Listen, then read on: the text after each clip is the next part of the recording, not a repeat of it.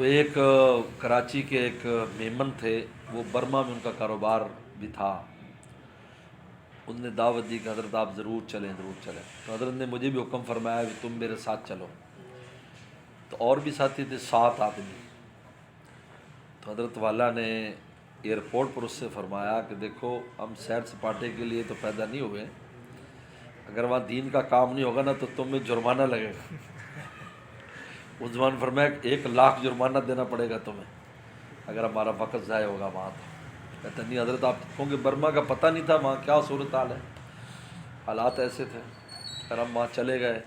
Airport پر کافی پریشانی بھی ہوئی، اندر نہیں جانے دیتے کیونکہ سب داڑھیوں والے تھے ہم، اور حضرت والا کی شخصیت تو ویسے ہی بہت عجیب شخصیت تھی.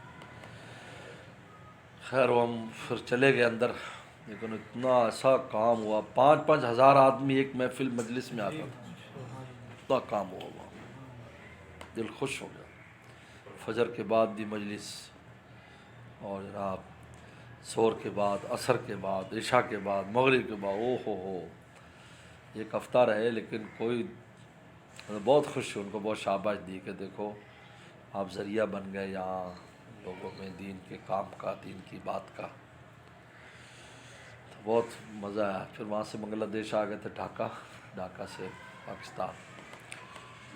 تو وہ ہم نے بھی یہی سیکھا، بھی کہیں جائیں کوئی کام وام ہو تو پھر ٹھیک ہے، سیر تو ہو ہی جاتی ہے نا.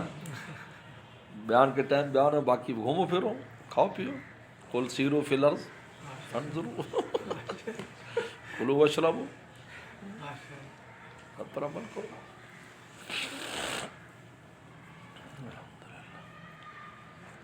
اللہ